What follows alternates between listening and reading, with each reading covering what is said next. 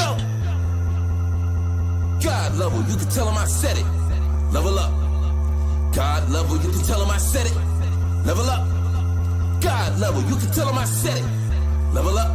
Level up. Level up. Go. Everything, that means everything. Eyes connected to everything. And that's why I'm in everything. All eyes on me. All eyes on everything. That means everything. Eyes connected to everything. What up? What up? What up? What's going on, good people? We're back on Facebook, right? Oh my We are, God. but privacy settings. I don't know what's going on. I do not know what's Okay. going on. Yeah. Okay. We'll have to figure it out, man. We'll have to figure it out and we have to troubleshoot. Hey, in the Mm. meantime, what's going on, wonderful people? Welcome to Things That People Don't Want to Talk About, brought to you by God Level, who is right now at this present time doing God Level things. I am your girl, Inattentive Ivy. You can follow me on all social media platforms. Whether or not I'm doing a whole bunch on all platforms, that's a whole entire different story. But thank you for joining us here on a Tuesday where we like to talk about things that people don't want to talk about. And I'm glad that we're working, like that stuff is working, because we're just coming back from a Mercury retrograde, which has been insane, man. I know Mm. some people they don't believe, they be like, da da da da. But look, Yeah. it's been insane, right? But just like going off of that, and I'm just going to introduce myself. My name is Ivy, like I said, Inattentive Ivy on all social media platforms. And I am originally from Ohio, but hailing right now from the wonderful state of Washington. I love it out here. I am a mom, a sister, a friend, former broadcast journalist for the Army. And I like to talk about things that are, mental health issues in our community. And I like to talk about my shit because let's go ahead and keep it real. I mean, y'all help keep me accountable. So y'all help keep me accountable of my shit, right? So, hey, Master John Skywalker, would you like to go come through, introduce yourself? Yeah, it's John Skywalker, the Sly Talker, lyricist, spoken word artist, martial artist, personal trainer, lover of life, student of psychology, and I am a father who is accepting clients right now, virtually speaking. Virtually, I offer virtual training for clients who need a reintroduction or just an introduction to fitness. I'm working with working professionals, busy working professionals, single dads, single moms, if you got diabetes, if you have a physical disability, if you have an emotional, mental disability, I work with that, right? Fitness responds to and treats and helps mitigate 30 different diseases. It is out there. So if trying to get that summer body, or if you're just trying to feel good in your body, you should look up at John Skywalker, John Skywalker on Hey, both my TikTok and my Instagram. Hit me up if you're looking to get the mind right, the body right, and get back on your path to losing weight or just building strength or just feeling good about yourself, just confidence wise. Salute. hey, thank you very much, Master John Skywalker. I thought we was about to do a bop right there for a second because she was like, hey, okay, no. All right, Mr. King Newborn, come on in, brother. Introduce yourself. Peace. This is King Newborn. You can follow me on all social media platforms at Newborn Everything. And as always, I am. Peace. That's what I'm talking about. Hey, so waiting for God level, you know what I'm saying? Holding it down. Thank you very much with the gentlemen's. I appreciate it with the brothers. This topic right here, Mm, woo, why do you mm. keep repeating the same emotional mistakes in relationships? Oy vey. Like, this is crazy, right? I mean, it's a conversation, but I don't think a lot of people are having it. What's up? What you got?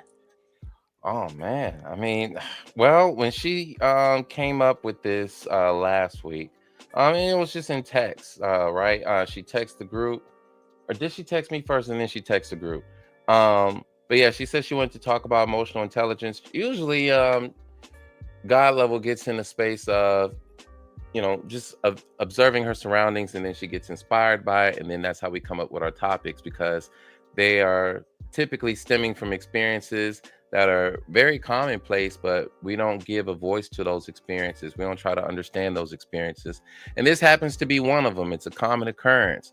You got a lot of us are repeating the emotional mistakes in this country. And you got some that are succeeding, but it just kind of alludes to the idea of life being a school. It's okay, well, if you're going to have a healthy relationship with yourself and then have a healthy relationship with others, all right, well, are you learning from your mistakes? All right, so one of the first ones here is, what are emotional mistakes? Anyone want to take a jab at that before I do my thing? You know what, King Newborn, you ain't been here in a second. Are you one of the default, or He's like, nope, I ain't doing it. Okay, so my opinion on emotional mistakes. I think emotional mistakes are anything, or could be perceived as anything that could sever or disturb the connection between you and somebody who you care for, or even just somebody or even between you and somebody who you have to work with. You know what I'm saying? Just like the things that disrupt relationships, things like ghosting, or just like emotionally stonewalling, or like misappropriated displays of anger. You know what I'm saying? I mean, anything that like disturbs a connection with somebody who you care for, you love. Dang, that's my answer. That's actually really, really good. I would just add on to just making a distinction that being too emotional is not an emotional mistake. That's not the same thing. Everything that you were listing, this is about being unaware. This is about being unregulated, losing control. It's about being impulsive, and it's about being misaligned with our deeper values when it comes to those emotionally charged moments. But there are some common types of emotional mistakes that are out there. You list some of them. It's the reacting without responding. Or I'm sorry, reacting without responding. It's the reacting instead of responding. It's the snapping, the yelling, shutting down before you get to fully understand the situation. It's avoiding vulnerability. That can be an emotional mistake because it's a missed opportunity to connect. You're pushing people away, you're hiding your feelings. It's when we pretend to, not care when we really do. Right? It's when we misread intentions, right? We do this thing where we assume people meant to harm us when it was really just an accident. But that's usually coming from some sort of past wound. So we make up that narrative in our mind. It's over personalizing, taking things too personally. And that also implies that you don't have any, solid boundaries. Emotional dumping. Oh man. Emotional dumping is when you're releasing all these intense emotions out onto someone without their consent or without giving them any context. And that essentially results in overwhelming them. What else? You mentioned silent treatment. That's my number one right there. Oh, I'm so bad at that one. Out of all of the ones, that one is the worst that I perform with consistently. Working on it. I still got a ways to go. But essentially, for those who don't know, silent treatment or stonewalling is when you're withdrawing emotionally from the conversation or the interaction. And the goal is typically to punish them or to protect yourself rather than communicate. And then there's the over apologizing and the under apologizing. It's everything's my fault, so let me just apologize to end the conversation. And then under apologizing is just when you just refuse to apologize at all. All right.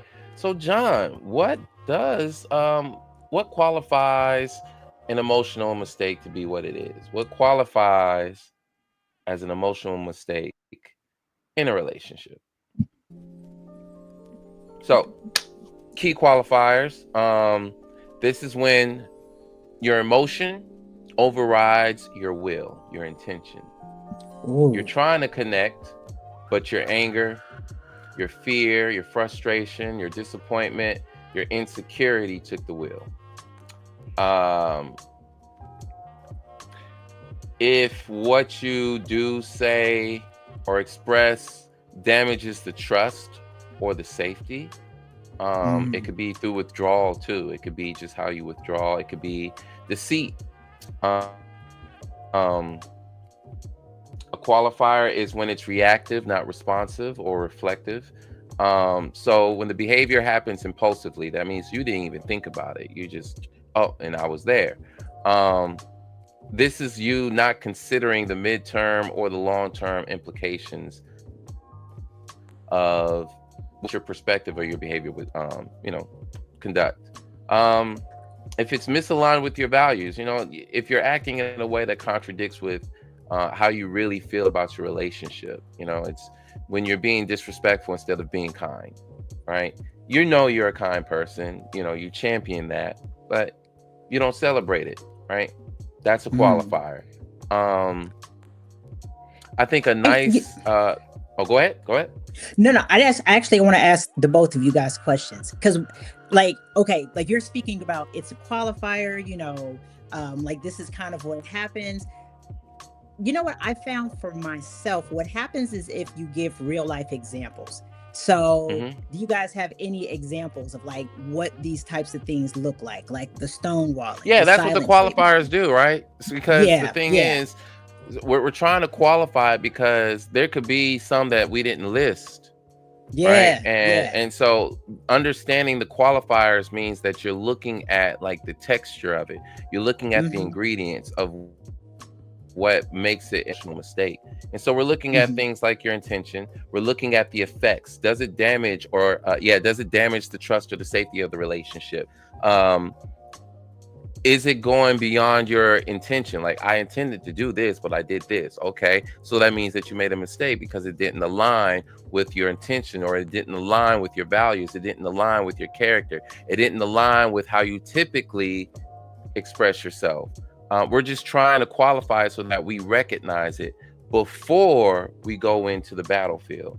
So you can't know, you can't know that you're doing it without first recognizing what's off limits. It's the whole red flag, green flag theory, right? Gotcha. These are the red flags, these are the green flags. And so you start to recognize, oh shit, there's a red flag right here because of these effects. It's showing up. It's showing up like, okay, I know if I have a cough, a sneeze, a fever, runny nose, there's a diagnosis, right? So this is about identifying the emotional mistake when it happens.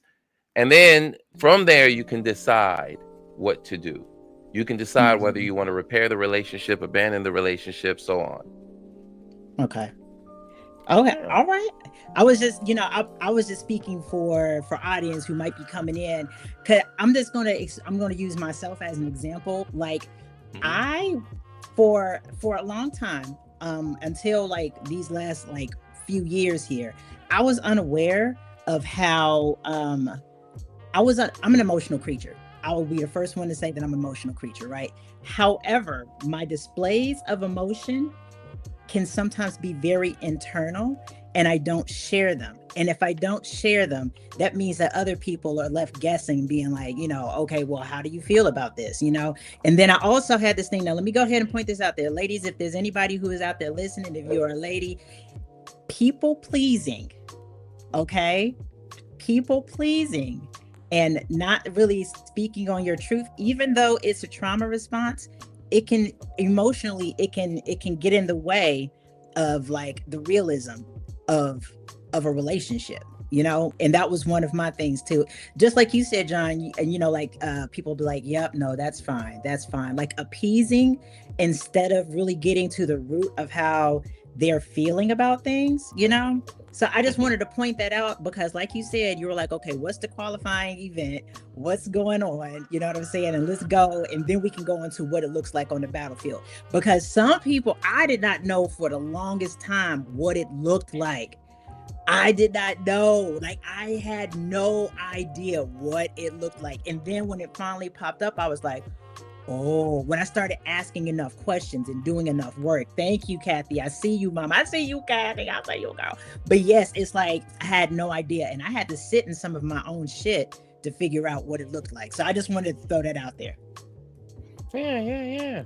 And then, another qualifier that I think is probably the biggest is when it keeps happening and there's no resolve. That one right there. That is one key feature that we always go, like you say it in your arguments. If you're listening to yourself, that sometimes you can kind of catch one of the common themes and why this keeps coming up. It's a theme in your relationship because it's an aspect of who this person is. And if there's no resolve, then it's going to keep happening, right? So it's good to just say, oh, okay, well, this is a symptom, and we can probably get to the cause if we're aware. We got to catch it though. Examples. I'm gonna go to that one about shutting down emotionally, right? That's always been a major complaint about John. If all the women kind of got together and like, what's one thing? At least the ones before my current, they would all say that, yeah, once he shuts down, you ain't opening that back up. He won't communicate, right? And the thing is, part of it, so here's the low EQ part. This is me not knowing how to express hurt as a man. Ooh. A lot of men don't know how to do that. A lot of men don't know how to effectively do that. To say, I'm hurt, right? They could be saying that they're hurt, but not in a way to where a woman can understand. He thinks that he's being comprehensive, but he may not be using the right words. He may not be using enough words. So expressing hurt, I would shut down because I'm hurt, and either A, I don't feel comfortable letting you know that I'm hurt, or B, I'm afraid to admit it verbally in front of you because I'm afraid of the backlash, how you're going to respond. You're already upset at me. You already got this antagonistic energy, and I'm not trying to give it back. So I'm going to be vulnerable with you while you're just shooting everywhere. It's a protective mechanism, right? So that's an example. It's when jealousy becomes controlling behavior. It's oh gosh, and men are bad at this too. We're really bad at this. We will apologize just to end the fight. So going back to when something repeats and there's no resolve. All right, man. I'm sorry, man. I'm sorry, babe. I'm sorry. Well, what you sorry for? I'm sorry for all of it. I'm sorry for the argument. I'm sorry for all of it. I'm just gonna take all the responsibility and just to stop the argument, not necessarily reach a resolve. We're really bad at that as men. And then it's withholding affection as a punishment. Yeah. I'm not gonna love on you. I'm not gonna kiss on you. I'm not gonna give you any well wishes. I'm not gonna touch your hand. You're gonna pay for what you said. You don't deserve no love until it's and it goes both ways. Well, you already know it goes both ways. It goes both ways, yeah. The reason why this all matters, y'all, is because emotional mistakes are part of it's part of the human experience. Okay, you can't learn from something. You can't just only learn from success. You got to learn from what's not working. And that's the hard part, is when we recognize that it's not working and our ego is involved in this, right?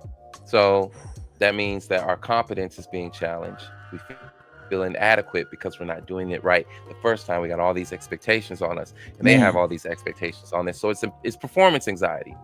So when I'm not meeting up to my ideal perception of myself, that's gonna hurt. That's gonna sting. Um, Yeah. so these emotional mistakes are it's just how we perceive them. We'll Yeah. justify them, we'll double down instead of seeing them as invitations to grow. It's hard to see your emotional mistakes as an invitation to grow. Yeah. You can shift from being hurt. Oh, go ahead. No, I just wanted to jump in real quick because something that my family counselor used to say, and it was crazy because I didn't understand it until I was able to sit with it. But my family counselors used to say, when you get into conflict, instead of getting defensive, get curious, right? Get curious, literally take a second out to say, what is it that I can learn in this moment? Hold on, let me read what Kathleen said. But sometimes it has to do with self. Insecurities, I speak from a point of experience. Also not being able to communicate well due to being raised in the generation of be seen and not heard. I'm gonna need for you to speak on that because the gentleman that with John, you talked about how it is from a male perspective, but I know from a woman's perspective, like, bro, same thing. Like we didn't know how to. I grew up being afraid of the first man who I was supposed to love, right? So I didn't even know that I was taking a lot of that fear and that insecurity in my relationships, right? And then when they would show up in the way that that I perceived myself, I'm like, wait. You said that your habit used to be, like you'll just be like, okay, nope, don't want to argue anymore. I'm just pulling back, right? My thing was, because of the fact that I didn't feel safe within myself, and I've had to learn that, and that's been a this year thing, because of the fact that I didn't feel safe within myself of who I was, right, of who anybody was. What I would do is when things came up in the relationship, I would scramble. I would scramble to try to get to safety. Oh, if I can make this person tell me, like, see how they're hurting me, if I can say, can't you see how this is breaking up the family? Can't you see how this is stressing me out? Can't you see how blah, blah, blah, blah, blah, blah, blah, blah, blah. And the thing was that was like, I didn't understand what that was doing to the other side. You know what I'm saying? Like, I didn't understand that on the other side, he was just like, you know what? You're right. It's all my fault. I'm responsible. Sound familiar? Now, there was things that was health related that was going on. But the thing is that for me, instead of really addressing the idea of, hey, I'm hurting here. Because ladies, we want to talk about how we're hurt, but we don't know how to say, I'm hurt. This is the reason why I am hurting. It's not about what the other person is doing. It's how we feel. We don't know how to talk about that. We don't know how to talk about it. We don't know how to say, this is how I feel in this moment. This is what's going on with my body in this emotion. Maybe this is a boundary. Maybe this is something where we could work to a compromise. Maybe this is something where we need to take a second. Like, there's all kinds of ways to come to a resolution, but we just want to be like, you fucking shit.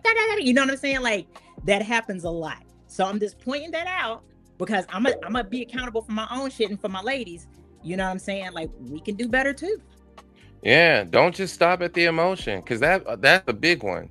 You stop at the emotion, like the emotion is the signal. It's pointing you towards something. It's pointing you. It's saying, all right, you turn on the blinker. You don't on the blinker. You focus on, or if I point to the moon, do you focus on my finger?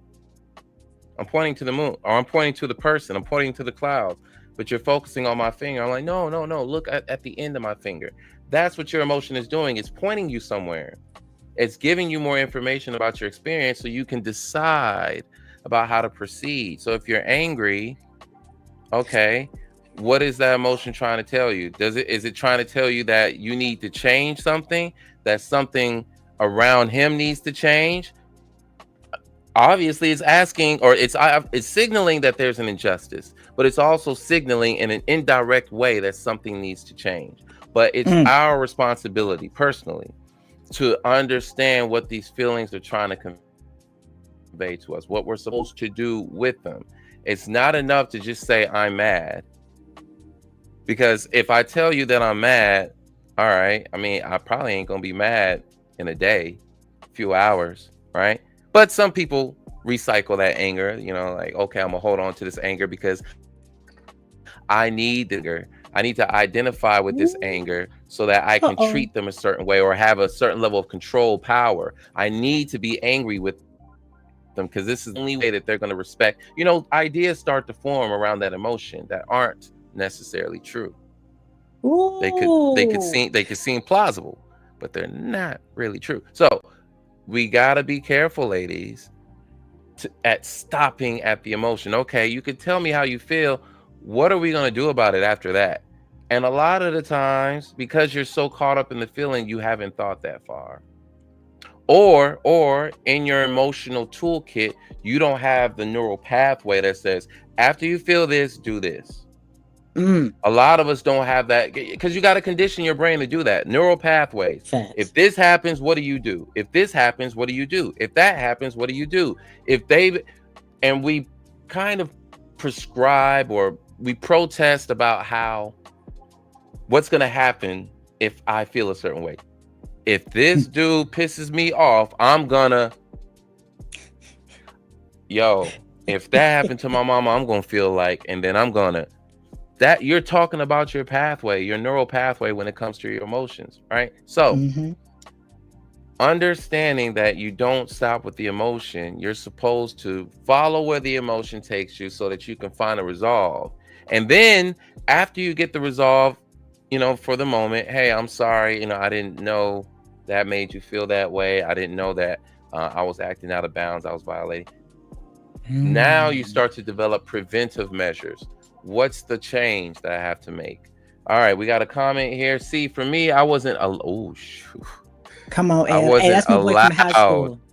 To articulate feelings when I was young. I spent a large portion of my adult life over emoting. I had to say my piece and had to have those feelings acknowledged in a way that I knew they were understood. I had to unlearn behavior. Dang. Literally. You learn something and then you realize it didn't work. And so you had to unlearn that, as in uninstall that. And then you had to reinstall something else. Oh, man. Liz, that's my boy from high school. Shout out to Ann. One of the best singers in the world, like just throwing that out there. And I just was going to say, like, that's exactly what I was saying. Like, I had to say my piece because I grew up where I wasn't allowed to have my own feelings. I wasn't allowed to have my own emotions. I wasn't allowed to have my own opinions. So when you get older, right, not realizing let me speak about myself. When I got older, I didn't recognize how that made me show up in relationships, right? And I didn't realize how harmful that was, and I tell everybody, y'all know I'm not shy about it, but I had to go some places 5 years ago, right?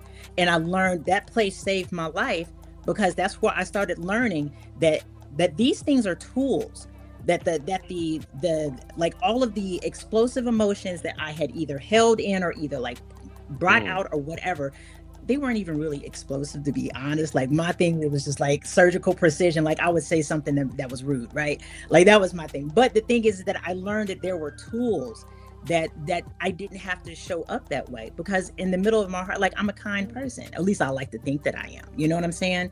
But I wasn't behaving that way in relationships because there was so much fear and insecurity at the end of that. I literally have taken my time, and I'm still taking my time to get to know how I really show up in all kinds of relationships, friendships, anything else. You understand what I'm saying? So I feel you, Ev. I feel you. And Kathy, I see you too. I was the opposite. Yeah. Shut down, right? Yeah. I'm gonna shut up. Y'all know I talk a lot. I'm gonna be quiet.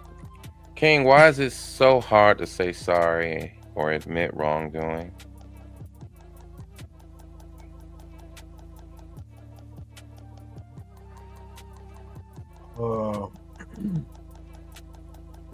I don't know. I don't know why it would be hard for somebody to say sorry or admit wrongdoing. I'm good at holding myself accountable. But I do want to add, even with this state, with this question, and then what was said previously,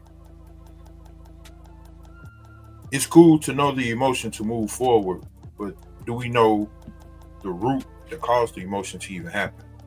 And most of the time, it's based off of, well, what I know is what I know, and that's all that I know. And most of what I know was passed down to me. It was programmed. So there's a possibility what I might think is supposed to be the only way to arrive at a destination might not be accurate. But at the same time, my feelings are valid throughout the process of arriving at this destination. Now, when I involve someone else in this, I have to take into consideration that they looking at it the same way I'm looking at it. That they only know one way to the destination. So we got two people saying that we both know the right way to a destination, but it's complete opposite. With it being the complete opposite, it's a chance that you're going to do something, you're going to say something that doesn't correlate with my knowledge or my programming, and that's going to hurt my feelings. And at this particular point, I don't know how to express myself or help you understand that I feel, not think, I feel, not know, I feel you're wrong in your way about going about doing something, whether it's boyfriend, girlfriend, father, son, mother, daughter, mother, son, your job, whatever, because in your mind, you're right. At some point, and I expressed this before, and it helps me a lot, which brings me to the point where I can't admit that I made a mistake or I messed up. And reason why I'm able to say that is because I understand, I agree to understand. I don't agree to disagree. Because again, there's more than one way to arrive at a destination. And if I respect your autonomy and I respect your independence, I should allow that space for you to help me understand where you're coming from. Because at this particular moment, this is a transaction that's taking place. Your experience and my experience. But now we have our experience. And sometimes you can find yourself being really emotional behind that because you feel like you're right. And nothing else matters except how I feel. And your feelings are valid. They are very much so. They are very valid. Very, very, very valid. Not right, like you said, Skywalker, but valid. Not truth, but valid. Not facts, but valid. So for me, I learned not only, like you say, to say I'm sorry or to say I apologize or to be like, you know what? I think I may have went about it the wrong way. I went about it my way. And it might not be the way that you go about doing something. So let's talk it out. I also understand you might have to give that situation a moment to breathe because everybody can't just off of the top of the dome express themselves through wordplay. It might take them a minute because they need to process the emotion that they're having at that particular time, which I understand and I get it. Once they process that, they can probably come back to, you know what?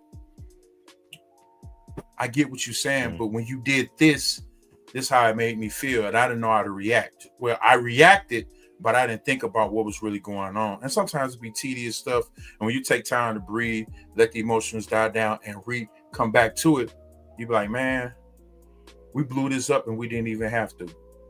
But that takes time to even get to that point, even to the point to where you be able to come to a solution or to even resolve things. But you gotta be able to deflate the emotions and the feelings that go into it. So you gotta have a certain attitude going into it.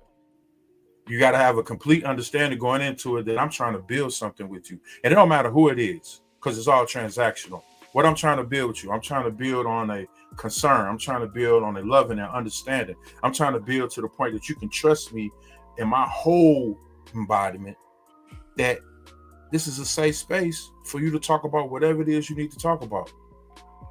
And it's okay to explain yourself because I might not understand. I might be, in this particular case, only seeing my point of view. And it might take me a second to see where you're coming from. And that shouldn't be to the point that it frustrates you.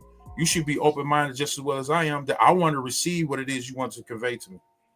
So I don't know, I'm just sharing. Yeah, you're identifying some variables of the conflict resolution scheme here. And yeah, there are some variables such as patience that you have to take into consideration. If you're not really a patient person, can you really get involved with conflict resolution? Before the conflict even starts, you're ready for the resolve. But as King was just, building right there, that's a process. It's a whole process. First, being aware, recognizing how I feel, data collection. You got to get an understanding of what happened. Then you can get to the why. That's facts. Yeah, That motivation, yeah. right? But we usually focus on the behaviors, what happened. Then we start to assume the motivation because again, we're impatient. So certain qualities are gonna help you to accomplish this. And if you have these qualities anyways, it's just a matter of whether you're exercising them or not. Um, Ivy?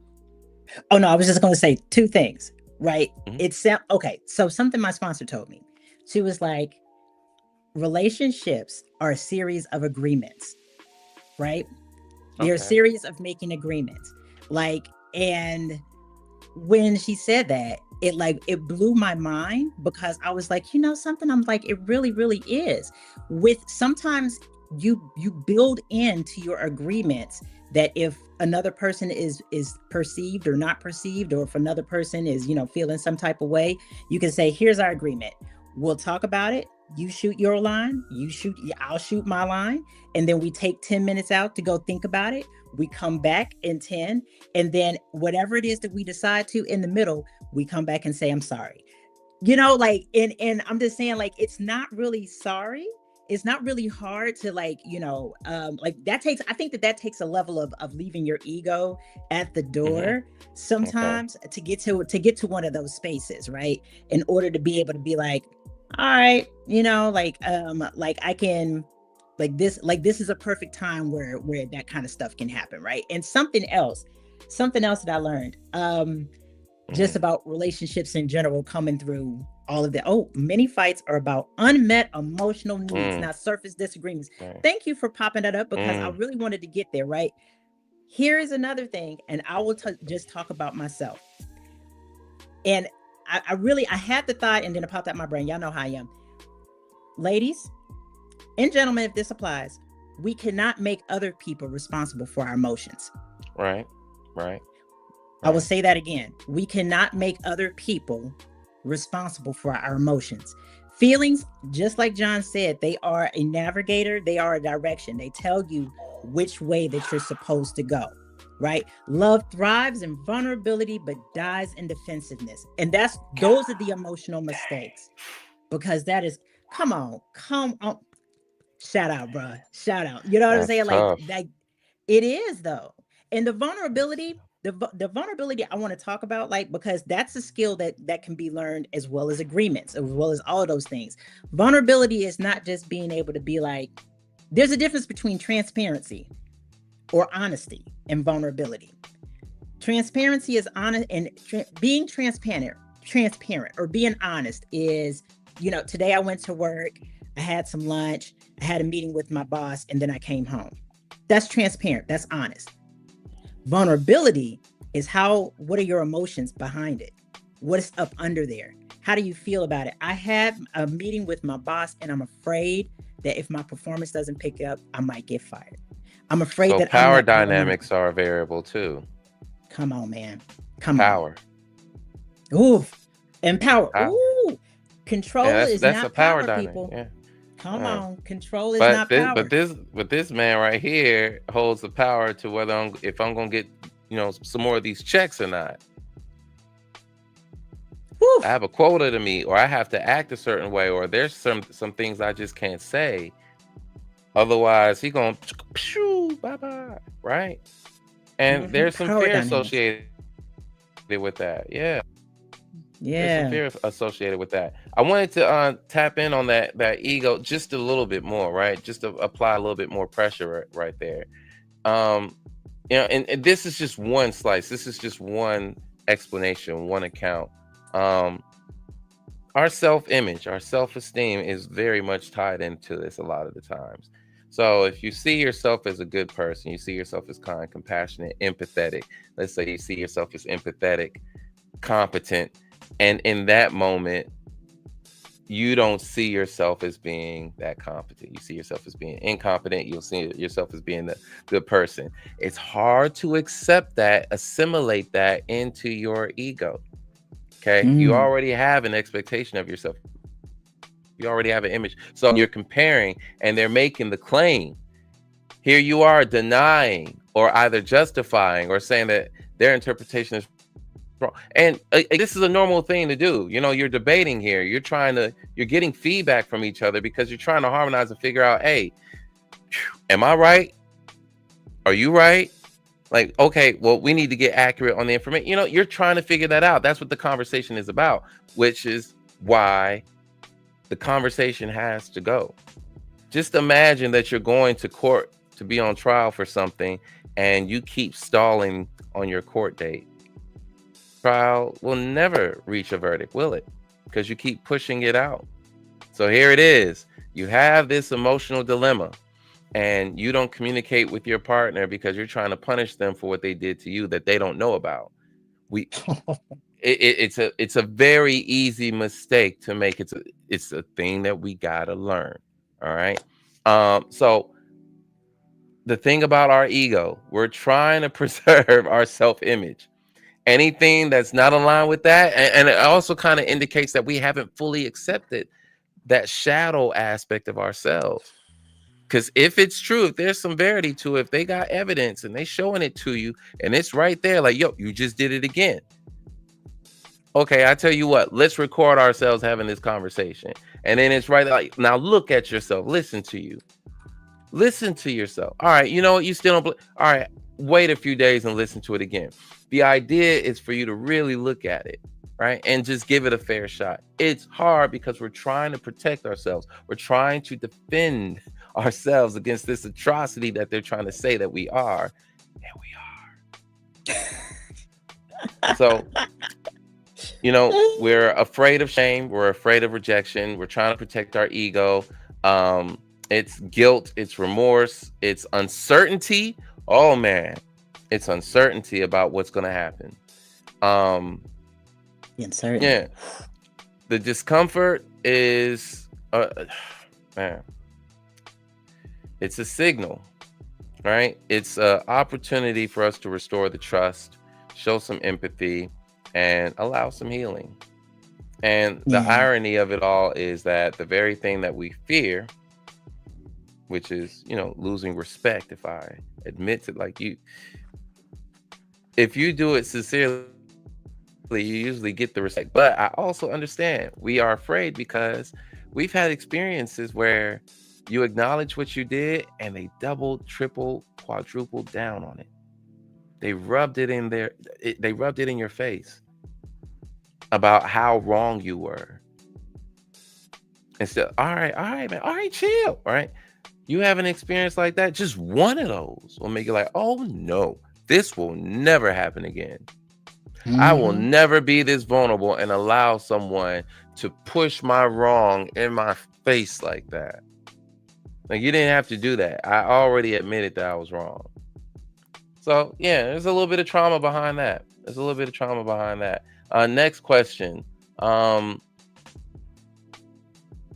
Let's talk about childhood. Oof.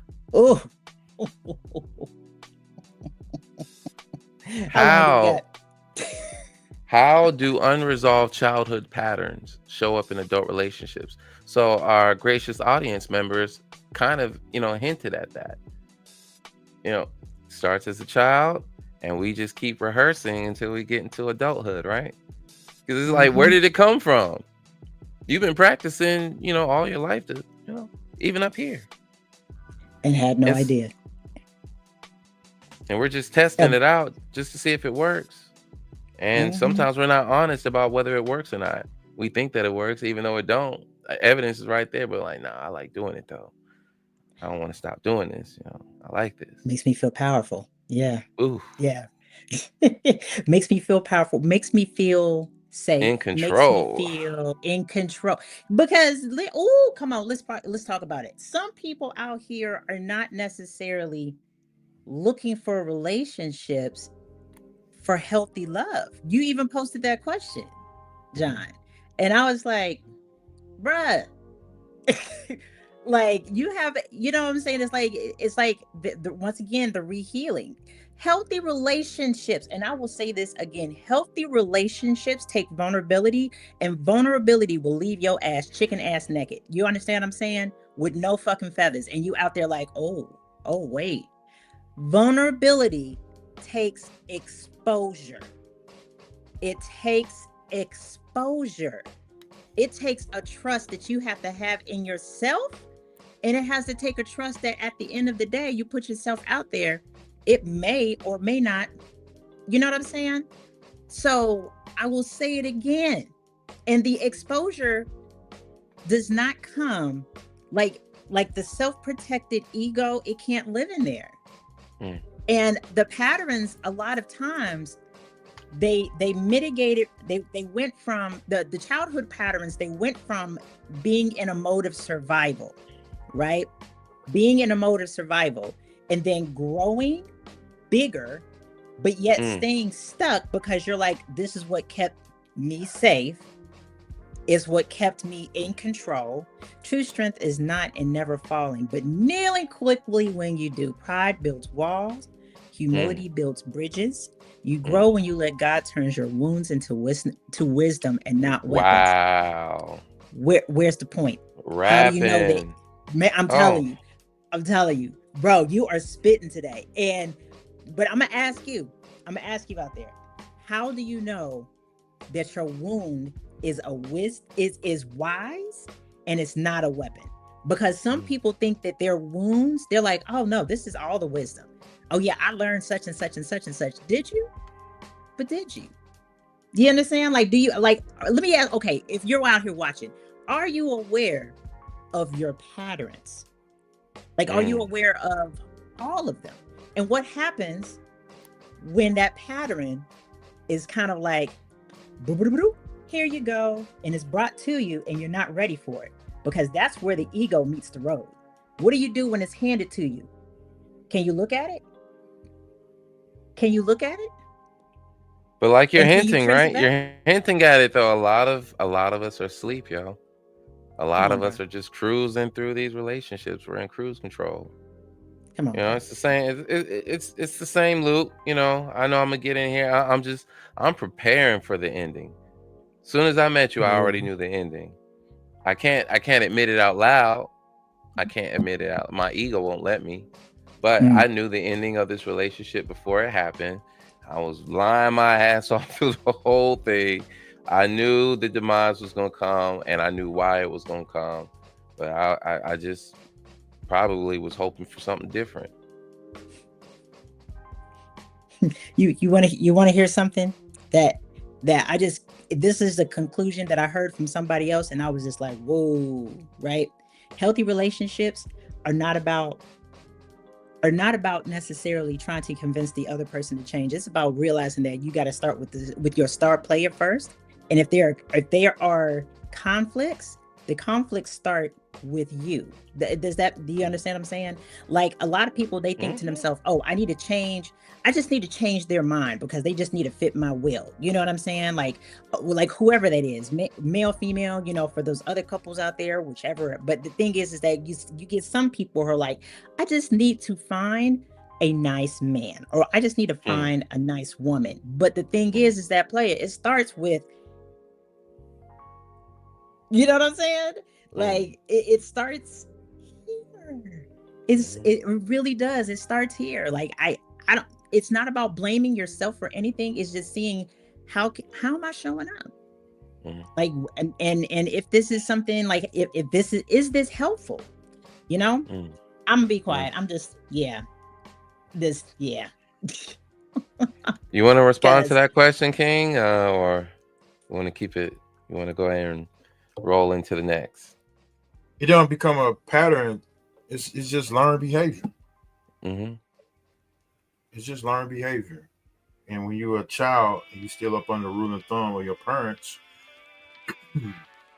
it's so embedded in you, you don't get to use it until you are in an adult relationship. That's when it comes out. You don't know it's coming out because it's a comfort level. It's what you're used to. It's what you was seeing the whole time you was growing up. Even those that feel like I'm never going to be who my parents were when I get in my relationship, I'm going to do the opposite. I'm pretty sure you was doing what they was doing before the toxicity started kicking in. Mm. You're not even knowing you imitating what they was doing. Like Miss Tanner said, and I spoke on it. When you take the time out to really understand where you at, what causes you to act the way you act or react, you shouldn't keep repeating those particular patterns. There should be a part of you that, mentally you say, well, let me internalize this. Let me fix that. Because now I'm aware that these things happen when this happens or this takes place or when somebody says this. And if that's the case, you know that, how you allow that to keep happening? You ain't even got control over you. Well, it does go back to motivation, right? So you've been dancing around it. You have to be motivated for it, right? That's true. So it's a true, it's a true question of when you're in relationships, what's your motivation? So that's why I asked the question of, all right, hey, are we actually looking for healthy relationships, or are we just settling for convenience? And it was a false dichotomy, but it was just like, okay, what's an alternative to a healthy relationship? Like, is there something that's other than a healthy relationship, but still better? Is there something else that's other than a healthy relationship, but it's still better? Like it's a question of motivation. When I'm going into these relationships, I gotta ask myself that, right? If I have a clear view of what I want, like when I'm with this woman, I know what I want. I know what I want to do. I know how I want to do it, and I know how much of it I want to do, because I know me, right? So there's a big assumption going around when it comes to this topic. And the major assumption is that everyone knows themselves.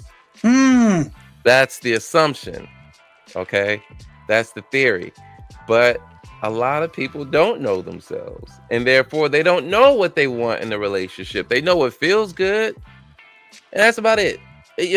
Oh, this feels bad, this feels, and so you're just in it, but you don't quite engage in the relationship with a clear intention of creating something meaningful, something bountiful, something abundant, something progressive. Like, that's not a lot of people's clear view.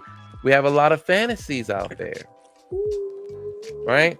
So we're talking about adults who were once kids, watching stuff off of, TV, hearing the music, looking at our parents, looking at the people in our neighborhood and how they coupled, how they paired, how they interacted. You're studying the behaviors. You're priming yourself for what your potential is. Am I going to be a player out here in these streets? Am I going to be a preacher, sleeping with all the, how am I going to be entering my future relationships? Remember when we used to play house? Well, I played house. I don't know about y'all. That was a rehearsal. And I ain't go front, even though it was for play, I took it seriously. Like, I'm just, okay, well, what would it be like to be the man of the house?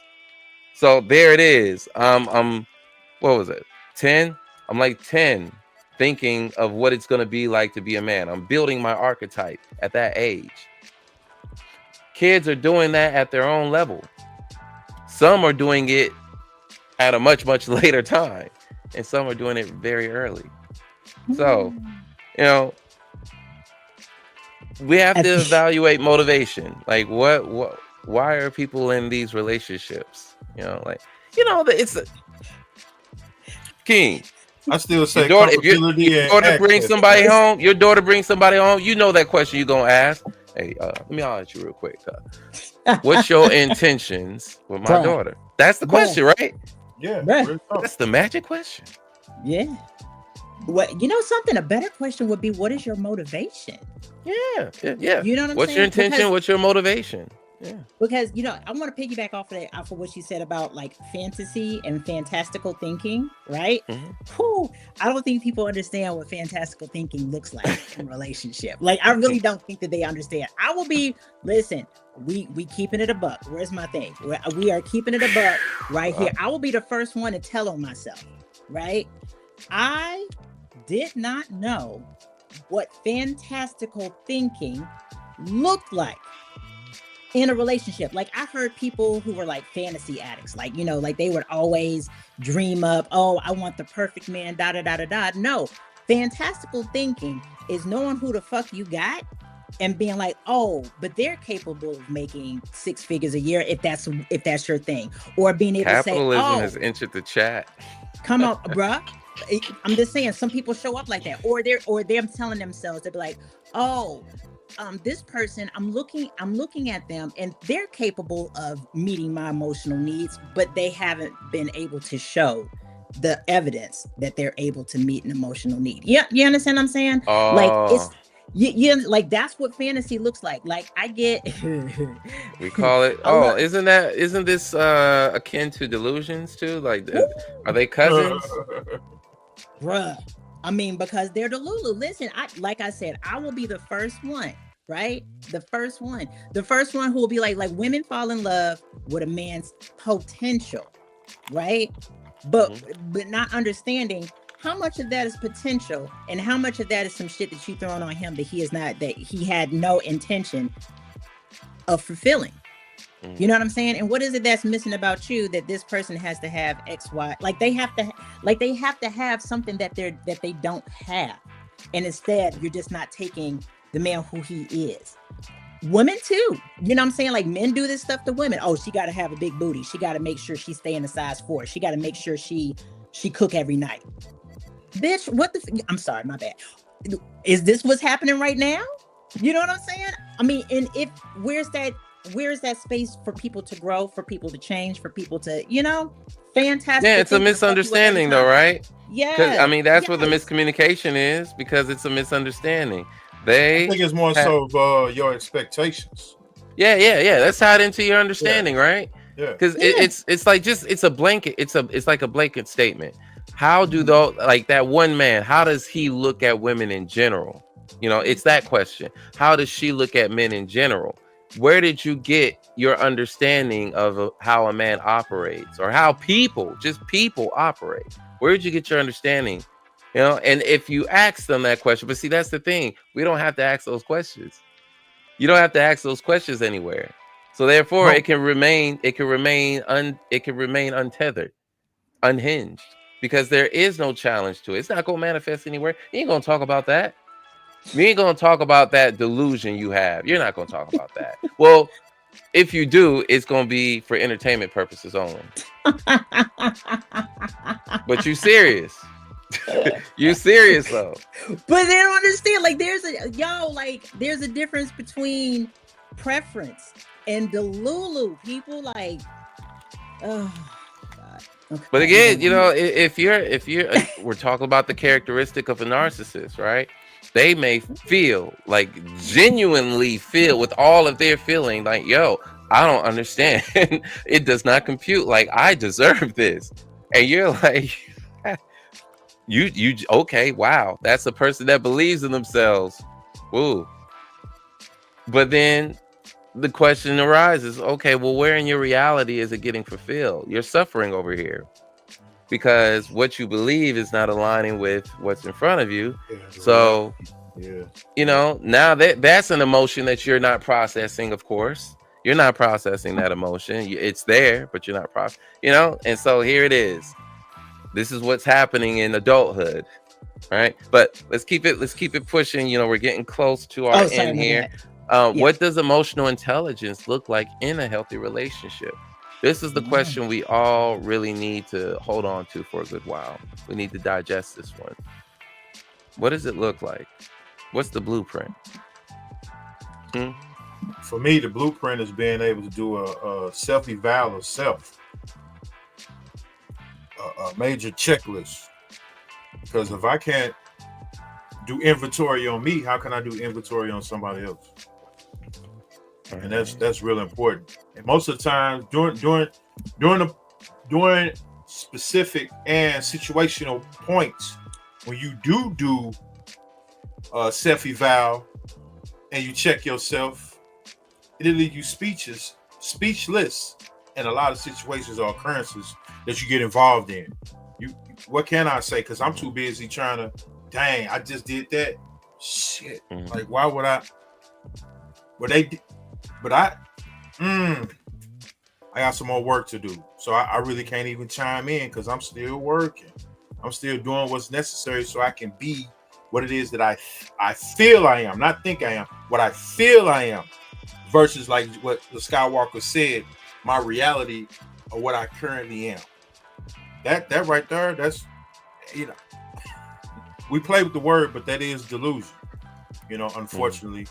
But it could be a very, very, very beautiful thing when you cross over, because at that particular point, you're going to track who you are fully. Yeah. Ivy? Can I? Yeah, I was about to say. So let me, first of all, the singing doula, cook sis, because what people look for others to provide something mentally and emotionally in a relationship that they have never dealt with their own. Relationships are not about being perfect. They're not about showing up as a perfect person. They're about being really human, which means sometimes making some really messy ass mistakes, right? But then the thing is can you let go of your ego enough? Can you be vulnerable enough? Can you come down off of that? This is what I think that I have been enough to learn that there is something else that might be to you and that's not meeting the emotional needs of somebody who you love. You know what I mean? Because I mean, it's like I want to say it was my boy Randolph. Like he said, he was like, he basically said that like pride and ego and those things, like those emotions, they push out love. So healthy relationships and emotional intelligence looks like, can you meet somebody in the middle where they are? Can you guys make an agreement? Can you guys handle conflict? You know, can you guys come to a resolution? And it's not about what it is that you think, it's, are you willing to put it into action? Because there's a lot of stuff that we can think, and I'm a main component. Like I said, I am learning. But the thing is that do your actions line up with what you say those agreements are that you have made in that relationship? Can you meet somebody else halfway? Biggest thing, can you let go of your ego enough to be vulnerable and to actually support and nurture this other person who's in a relationship? That's it. And can you follow through on it? Fail together. Fail together. Hold hands, fail together. It's gonna make a great testimony one day. If y'all willing to work on it, really want to see what it's like to have it's like, regardless of what everybody else say and what everybody else goes through, it's nothing like having your own personal experience. So if I'm finna have a personal experience of what I consider to be building, I do understand I have to disturb something or destroy something first and foremost. And like you said, the ego has to go. My way of thinking has to go, because I'm not the only one that's in this now. So if I'm not the only one in this now, we might as well start failing now. So that way we can look over time and be like, you know what? I remember when, and we got a great story now. We have a great story. We can talk about it. Now we do have emotional intelligence. Now I know, I remember last time I did this, it kind of, so let me not, because I don't want to disturb your peace that we created. Yeah. I don't want to do that. I don't want to trigger you, because I know that route that you're going to take, I ain't really ready.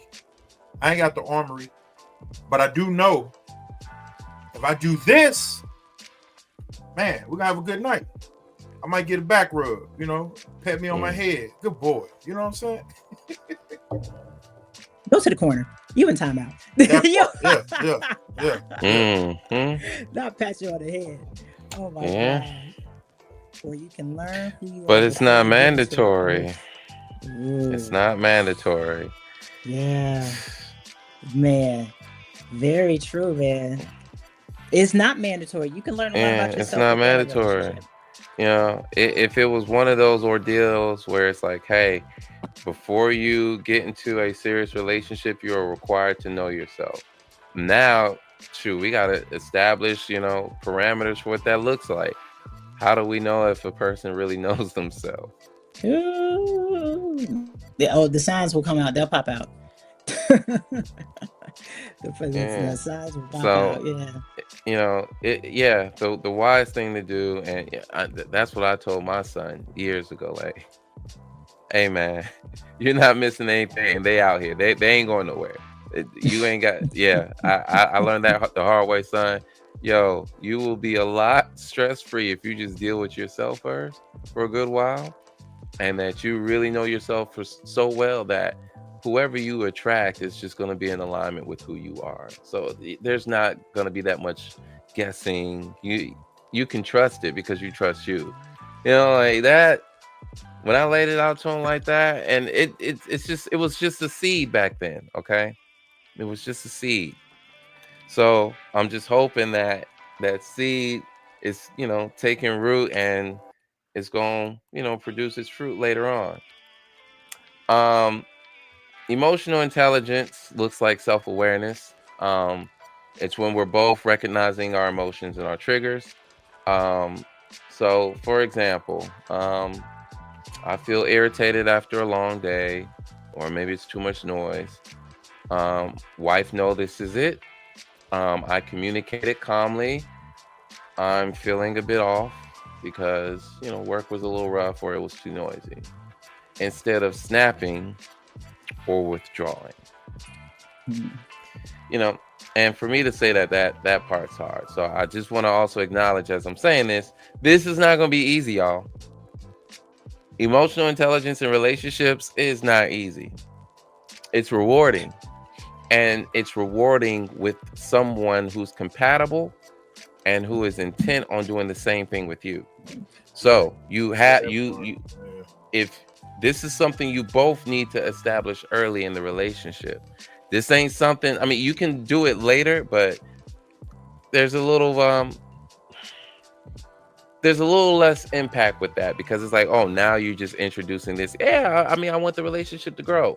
All right, that's your justification. You might get some resistance. So I'm saying it is best to kind of lead into the relationship with that attitude that we were talking about earlier.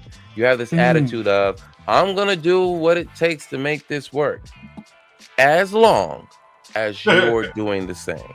That part. Come on. As long as you're doing the same, right? Because again, we're already afraid.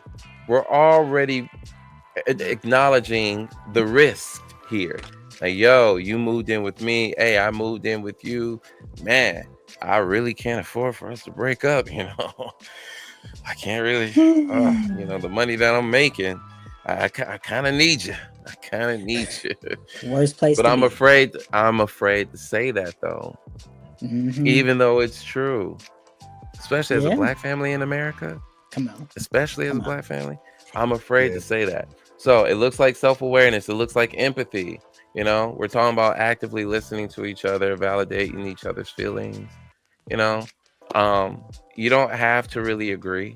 You can just say, hey, I can see why that will hurt you. Again, this is hard. This is very hard to empathize, to let go of the fact that, hey, maybe I wasn't all the way right, or maybe this is who I am and I don't like it. I don't like how this looks.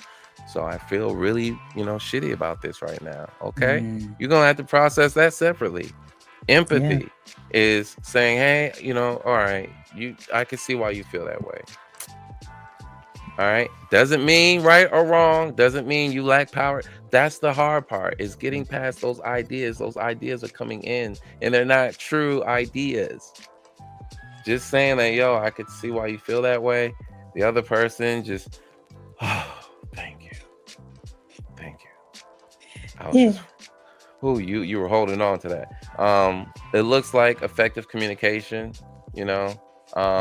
It's trying not to assign blame, but just be descriptive. Controlling your tone. It looks like conflict resolution. Disagreements are gonna happen. And when we're calm and we're not trying to attack each other, we can focus on the issue. But it's hard. It is so hard, because you saying some mean things over here, and I got a few mean things to say too. Like, if you want to go there. It looks like emotional regulation, just having the control. You're not just saying, hey, we're gonna have this conversation and I'm gonna speak every emotion. why you want to do that. You're not getting to the issue. You're making it about you. It's better if you have the conversation when you're both cooled off, don't you think? That's common sense. It's common sense, but it's hard. I need you to hear me right now. I need you to feel me right now, because later on this feeling may not be here. That's what I'm afraid of. Or maybe it'll be too late. You got away with the crime and I never got my lick back. That's retribution. That is not good. I'm sorry. Go ahead. I'm shut up. Yeah. Pull that mirror out. Man, we are not saying that it is easy, folks. That's not what we're saying here. We're saying it, just ask the basic question. What do you want when you get in these relationships, yo? What do you want? You suffering, okay? And it's partly because you don't have a vision for what you want. And yeah, putting together a vision is some work. It's some work. But once you have a vision, you know what you want, you know what it looks like, and you know why. You can justify it, and it's not selfish, it's righteous. Then you can execute. You got a vision. So when you start talking to your potential, your prospect, you're like, okay, I'm gonna ask these questions. Dang, these are some very poignant and precise questions, Mr. John. Like, have I ever been in a healthy relationship? Like, what you on, Chief? You ain't gonna answer the question? Yeah. Let's get back to brass tacks. Yeah, when you have hey, you guys you can't do this unless you're motivated to. And it takes courage. It takes courage to have a healthy relationship. It takes courage. Yeah. It takes courage to learn somebody new, period. Takes courage sometimes to even learn you. That's somebody new. You forever changing. You forever changing. Come on. You don't even know how you finna react until you come into something new that you ain't ever experienced. Like, wait, hold up. Yeah. Start with you first. That's why I say pull that mirror out. Don't be scared to look at you. Like you say, pull all the feathers out. Look at you completely naked. Chicken ass naked. Man, if you don't see some stuff you don't like, I can't expect you to like it if I don't even like it. Like, what sense do that make? I'm trying to make you validate my delusion and build from there. It don't work like that. Be a service to yourself first, so you can be a service to whoever it is you call yourself, your counterpart. Facts. Rehearse in your mind. Rehearse. Thank you for saying that too, because this is just a hint to my sisters who is out here watching this. Emotional intelligence starts with our kids. It starts with being open, being stressed out. Let's go ahead and keep it a buck. Single moms being stressed out and all this kind of stuff. It takes learning capacity with your children. It takes learning how to be patient with your kids. It takes learning how to come to a middle ground in your friendships, in your relationships with your family. It comes from, this is not just romantic. Emotional intelligence is extended to all of your different branches. It starts there. You understand? It's not just a relationship, but that's where you get your repetition. That's where you get your reps in. That's where you get your weight up. You know what I'm saying? Start there. Practice. Yeah. That's where you get your weight in. You want me to go out? Are you about to take us out, John? I didn't know, because you got that look on your face like, oh, I think it's time. Yeah, it's time, but I'm not taking this out. I mean, you are. You got us in here. How do you I don't even know how to take us out. What are we talking about next week? I don't know what we're talking about. But yeah, I'm gonna be on. So it's my birthday this Saturday, right? So I'm not gonna be here next week, fellas. I'm so sorry. But yes, come on, the singing doula. That comes with apologies and hard conversations, man. Yeah, hard conversations are hard conversations, right? But thank you very much for tuning in today. We appreciate it. Not necessarily sure what we're going to talk about next week, but we're going to be here next week. I won't won't be here, but we'll be here next week, and we're back on Facebook. So thank you very much for tuning in, for joining us. And John, you got shout out to the chat. Let's yes, yeah. Shout out to the chat. Yeah, thank you. Shout out to my cousin, the singing doula. Yeah, she came in the clutch. Yeah. For everybody though, we appreciate everybody, man. Yeah. Appreciate the tribe is strong, but it's constantly growing. Thank you guys. We appreciate y'all, and we appreciate y'all being vulnerable with us here. So thank you. That part. This is a safe place.